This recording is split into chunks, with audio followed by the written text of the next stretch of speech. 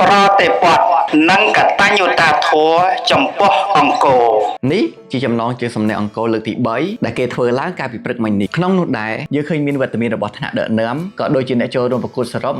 1860នាក់ដែលធ្វើឲ្យយើងមើលពីចម្ងាយទៅឃើញពួកគាត់អង្គុយនឹងគង់យ៉ាងទៀបត្រានៅលើស្ពានហាលខាងលិចប្រាសាទអង្គរវត្តសំណេរអង្គរគឺជាផ្នែកមួយនៃការលើកកម្ពស់អក្សរសាស្ត្រខ្មែរតាមរយៈការសរសេរតាមអានដែលគេប្រារព្ធឡើងនៅរៀងរាល់ខែមករាហើយជាក់ស្ដែងនេះជាលើកទី3ហើយដែលមានចំនួនអ្នកចូលរួមកាន់តែកើនឡើងពីមួយឆ្នាំទៅមួយឆ្នាំអូខេឥឡូវយើងមកកលេចមើលទស្សនវិជ្ជាដែលពួកគាត់ប្រឡងទាំងអស់គ្នា